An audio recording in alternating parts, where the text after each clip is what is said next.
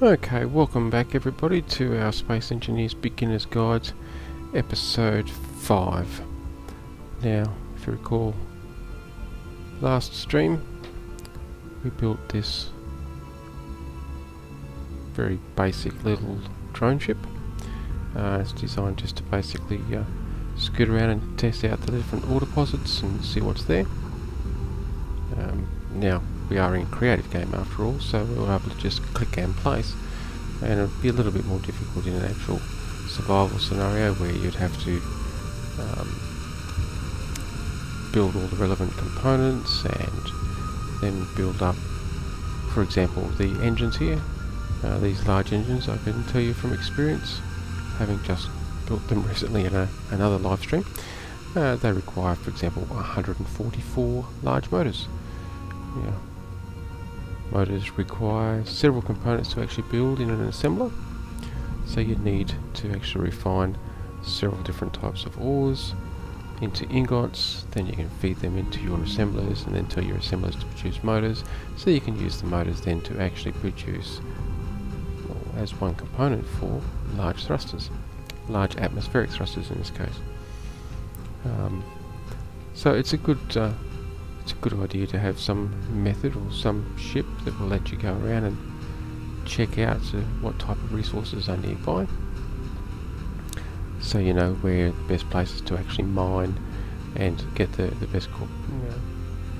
best quality of resource from. Now, you will need quite a lot of resources in a survival game over the duration of gameplay. Iron ore, I should just clarify that. Iron ore being a very big proportion of that. I think aside from a few smaller components, pretty much every component requires iron ore. So the more iron you find and the more iron you refine and process, the more stocks you have on hand to be able to build things. Now, what have we got here? Iron, nickel and cobalt. Okay, that's not bad. We've got uranium and silver back at our base. Okay, so that's not a bad little deposit there. It's got 3 of the essentials.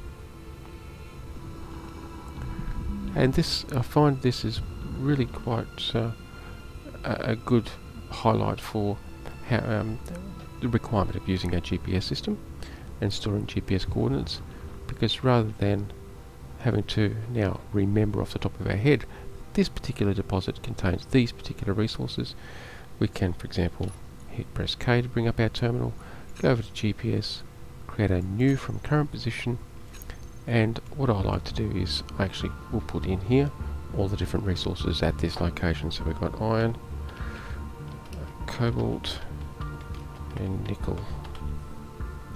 I believe they were the 3. Yes. So now, as you can see in the GPS coordinate sitting over top of our ship there, it says iron, cobalt, nickel. So at any stage later on, I can have a look and go, well, I need some nickel. Oh look, there is a location over there that contains nickel. So I'll generally scout around and I'll find several locations with several different types of ores and add them all into my GPS list. This, of course, is much better to do during the daytime, where it's much easier to discern the ore stain on the terrain. But as you can see, we can actually still do it at night.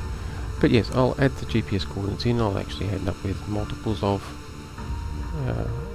some resources, and I will then have a look on my map and see which ones are the nearest, which ones are the best accessible, and work outwards from that. Okay, so we've got more silver here and more cobalt. Now we've already found a location that's got cobalt, so we really don't need another one. We could add it in as a secondary coordinate, but if we have a look over there, there it is, only 800 meters away. There's a deposit there of cobalt, and we know that there is actually silver. I thought there was silver back near our base along with the uranium. Okay, well, as I'm not 100% sure, it seems to be a bit transient there. Let me just jump in here and we'll create a new from current position, select that one again, and we have got silver and cobalt. and this location, Cobalt.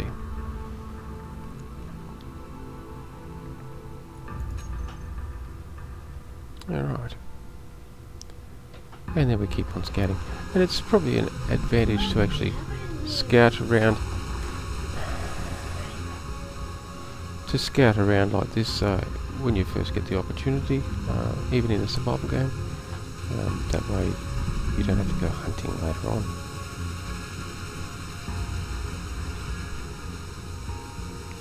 Now you'll notice we're doing a lot of survival gameplay elements here, even though we are in a creative game. Creative game is just to make it easy for me to be able to highlight and show these things to you. They're not quite as straightforward in a survival game. Like the building of the ship might take a little bit longer, because you have to actually build all the components and then build up the different pieces of equipment. Oh, slow down. But the principles are exactly the same. Now, this is a very nice little deposit. This one, we've got both gold and silver, as you can see. So we'll just come down here a bit further and we'll make a note of that. No, oh, too far.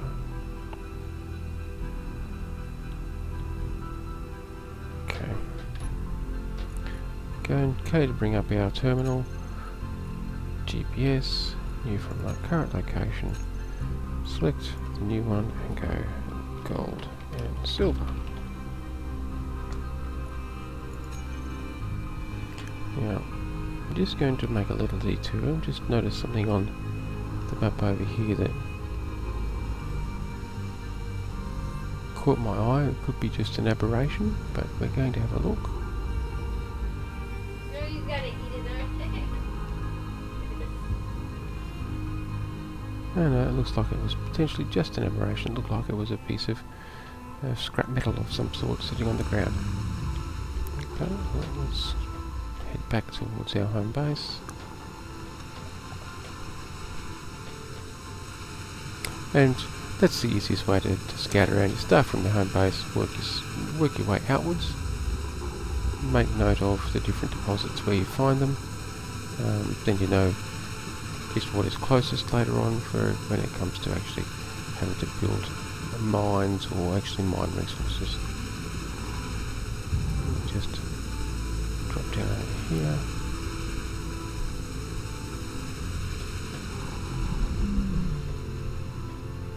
Slow ourselves up.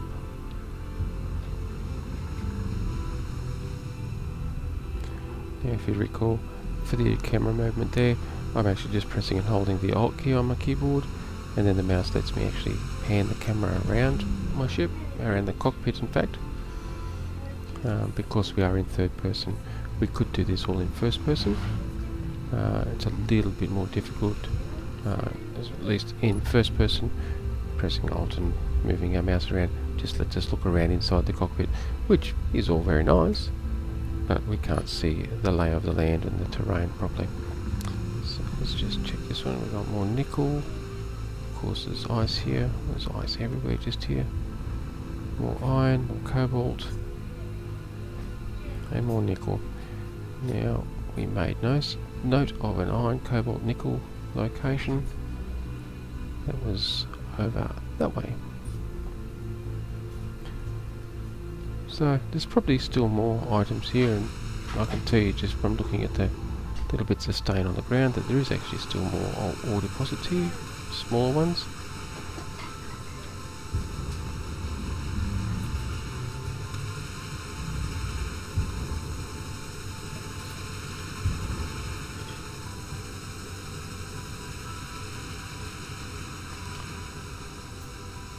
Now there's multiple different ways you can actually mine these products, these ores. Simplest way of course, as I've already shown you, is just with your hand drill and then just drilling down to the resource with the right mouse button so that it actually just removes and creates a tunnel, and then using your left mouse button to actually, perfect, then using your left mouse button to actually mine the individual ore nodules that you can then pick up and take back and put into your refinery. Now you are limited by your own personal carrying capacity, or if you have a ship like this you can can mine, you can bring it up, you put it in the cargo, you go back, you mine, you pick it up, you bring it back, you put it in the cargo, and you can build up quite a bit that way, and then take it back and put it into your refinery. Another method that I like for mining is you will actually build a ship with actual drills on the ship, and you can actually fly into the ground, if you will, using your drills to actually drill your way in. Now they do not have the right click capacity to actually just eliminate product and just create a hole. You need to set up some method of being able to get rid of or expel the materials you don't need. For example, I think as I mentioned, stone. You only need a small amount of stone for creating reactor components, but everywhere you mine will actually generate stone, so you need some way of being able to expel the excess. And with the conveyor systems, there is an element that you can use in your conveyor system called an ejector, which allows you to literally eject certain types of items. There's also conveyor sorters, which let you sort various sorts of items, so only allow certain types of items to pass through that particular conveyor. And we will actually cover that right now, actually. Just right this moment is probably a good place. I'll just make note of our silicon, magnesium and uranium at this location. 3 very nice things to have. Uranium for your reactors, as you know, silicon for computers and glass, computer components, bulletproof glass components, displays, things like that. And magnesium is the quintessential required element for creating explosives and ammunition, for especially if you're in a survival game and you've got some of the drones and hounds and spiders turned on. You need some way of being able to defend yourself with your weapon, and of course you need ammunition for that. So we have got magnesium, silicon and uranium. Excellent. So let's head back to the base and I'll show you some of the wrong way. Some of the elements of the expansions or additions to the conveyor system I was just mentioning, utilising sorters and ejectors. And there's also another item I haven't yet mentioned, which comes part and parcel, I suppose, goes hand in hand with an ejector, but a collector. And that can be very useful as well. So probably for the rest of this episode I'm just going to go over some of these more, I was going to say more advanced, because I mean conveyor systems are basically just powered pipes, motorised pipes, as the term implies. They're a conveyor. So I mean you can use them to pipe up any of these different elements that have got the large connector, a large conveyor connector on them, and that allows you to actually pass materials back and forwards and for them to talk to one another and so on. What we're about to cover, I suppose, is utilising those conveyor systems to sort. It's probably the most common use for them. Let me just come down and just land it down here somewhere. And there, lock that there, turn our engines off, and that way we can hop out. Alright. Now, let's see, what do we have in our conveyor here at the moment? In our cargo compartment. We've got refined products. Well, and steel. So we've got components and refined ingots. But let's say, for example, we actually do want to keep them separate. Now I know they are connected, and as a result of which the assembler here can actually pull its ingots from this container. The refinery is putting ingots into this container, but let's say we want to put components, in other words, items you've created, we want to put them somewhere else. Now, putting an assembler on the back here, a conveyor on the back here into another container ain't going to do it. The assembler is dumb. It does not know that you want to take created items and put them somewhere. So we need to actually tell the system that's what we want to do. Now, I'm not going to use a big cargo. That's a bit too big. Let's just use a small one. Find a blank spot over here. That one will do nicely. And let's go into conveyors and cargo blocks. We want conveyor tubes. We want conveyor sorters. Let's grab an ejector. And the third one I mentioned was a collector. Where is that? I would have thought that it would be here as well. But it's not. Hang on, that's a small ship ejector. We don't want you. Our normal connector can actually also act as an ejector. So let me just grab that. And now we need, there it is, a collector. A connector and a collector. So what we're going to do is we're actually, just to highlight the use of them, we're going to combine a couple of these elements. Oh, we need some cargo, don't we? Let's grab a small cargo container. There we go. Let's put our cargo container just there. Good a place as any. And we're going to stick a connector on top, a collector, I should say, on top of that. Yep. There we go, just like that. Now, that in itself does nothing. Do we have nothing in our inventory? No.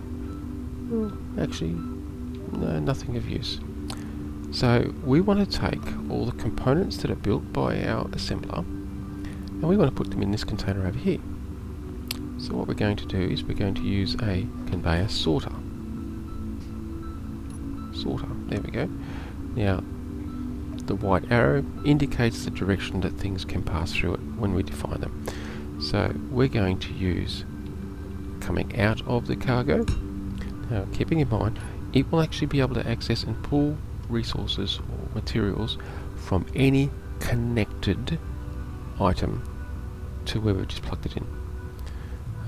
So it'd be really silly for us to connect this back into the top there. What would happen is, once we defined components to sort, it was to pull through it, it would actually just sit them and going round and round in a circle, because we pull them through here, that would be piped back into the assembler, which gives it full access to the sorter again. And so basically it would create an endless loop, and quite literally the items would be kept constantly moving around and round in circles in our conveyor loop here. But we don't want to do that. What we want to do is we want to put them over into here. So we're going to come out from there, we'll come up. This is just to highlight it. No, we'll come one further across, then we'll put a turn on there, like that. We'll come across one more, we'll put another turn on it like this. Probably not high enough actually. Number 6 is our connector. We can't really see that. Let's just give ourselves a bit of space. We need to go up even higher. Yep, that will do. That way, come towards us. Yep, need to turn 90 degrees there. Come towards us again. Turn 90 degrees down again. Now, we're going to put a connector, which is a docking connector. It's normally used for docking ship to ship, so that you can pass pass objects, items, etc. through it. In this case, we're going to use it as an ejector. Now, we've got a valid conveyor because it all went green, as you can see. Let's come over here. Yep, we can access the connector through the bottom here. So, K to bring up the terminal for the connector. And we want to just flag it as throw out. So anything that comes into this connector, we're going to spit it out. And we're going to also tell it to collect all. Now what that means, it literally just collected everything. If you watch, you notice, spitting them out, and they're just hitting the here. We come down here and have a look in here. Oh, look at that. It's all in there now.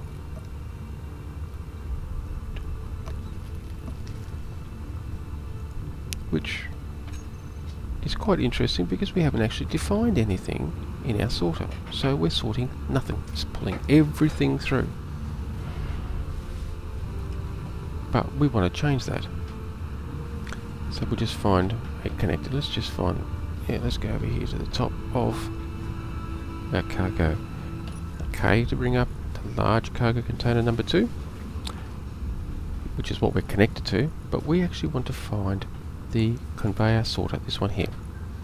And now we want to tell it that the only thing, so a whitelist applies to only apply it to the items in our list. Blacklist is applied to everything except the items in our list. So in this case we want to set a whitelist of components. So what that is saying is that this conveyor sorter will only allow components to come through it. If we had this set as a blacklist, then it would be saying you can let anything else except components come through it. So all of our ores and stuff would go through. So in this case, I find it's much easier to work with a whitelist. In other words, you're specifying this sorter will only allow these items to through. As you can see, that is a group. The stars around it indicate it's a group. That is being set up by the developers of Space Engineers, a group which contains every single component. We could just come down here and whitelist bulletproof glass, computers, construction components. These are all components as well. We could add them all individually ourselves, and that has its advantages as well, because there might be one or two components you don't want affected by this. But for now we'll just use standard components.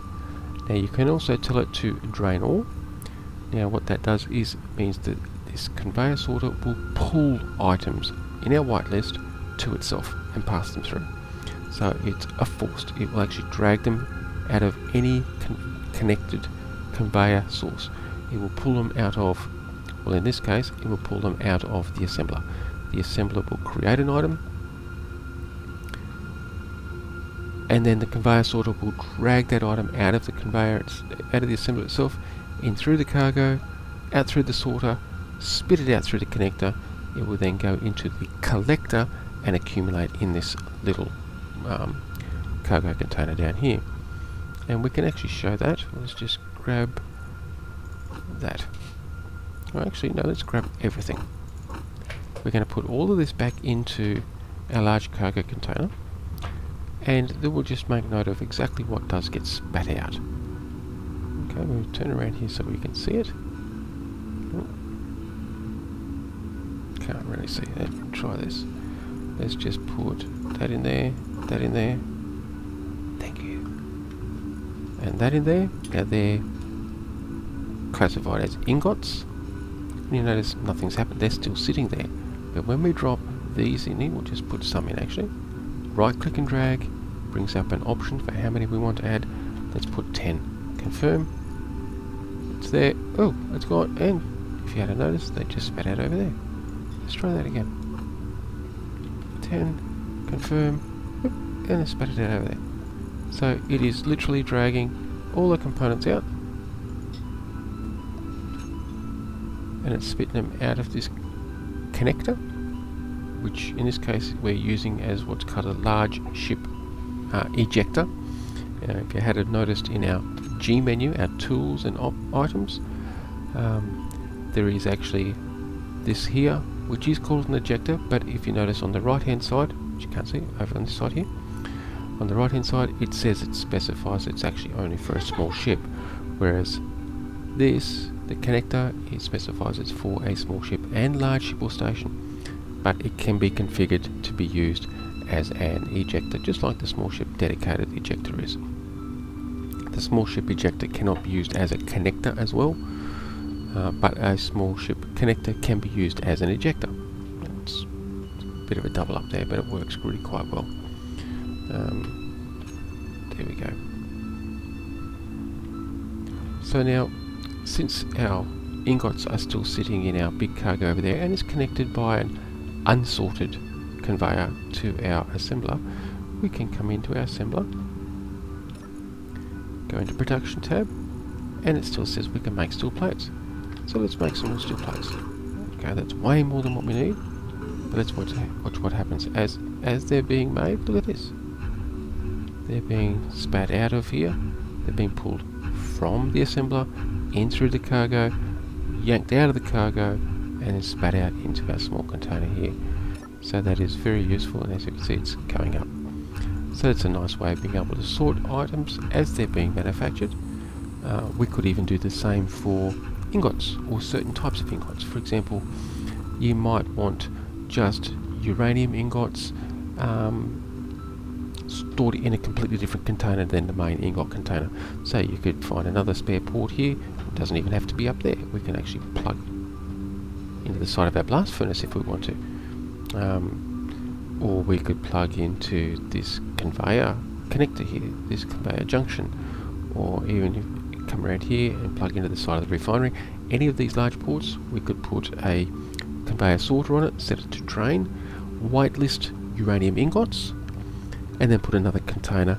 It doesn't have to go through an ejector and a collector. I purely set this up here to highlight how you can spit something out and still pick it up at the other side through the collector there. But we could just as easily have removed both the ejector, connector used to eject, and the collector. We could eliminate both of those out of this loop and actually just pipe the conveyor directly straight into the cargo box here, and it will do exactly the same thing. In fact, it would be a lot quicker because our ejectors are limited by a maximum throughput, so the maximum size of objects at any one ejection, if you will. But likewise, as I was saying, we could put another sorter over here to sort just uranium ingots and pipe it straight into another container, and likewise it would pull uranium ingots out of all the unsorted connected items. So it would not be able to pull uranium, for example, out of over here. Even if it was piped directly and attached directly through the conveyor, it still would not be able to pull uranium ingots from this container over here, because this sorter, as you can see, is one way only, and that is that direction. It's coming from the large container going to the small.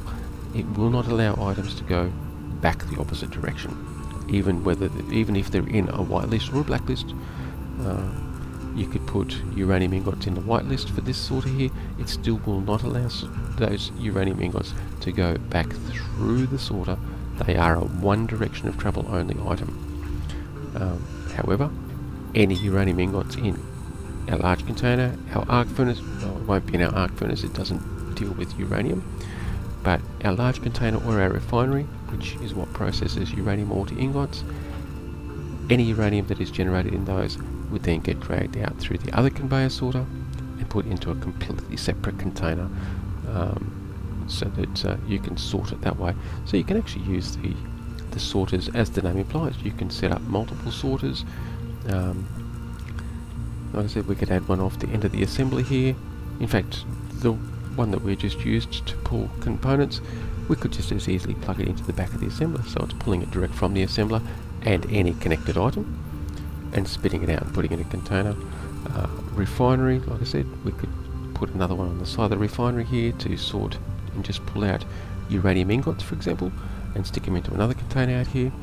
And we could even replace this conveyor just here and put a sorter pointing back into the large one and say put all other types of ingots in there. In this case you would have to put it as a whitelist, but you have to specify all the different types of ingots with the exception of the uranium ingots, since they're being handled elsewhere, and once they go through this one into the large container, the small one on the other side will not be able to pull it back. It's a one direction of travel only.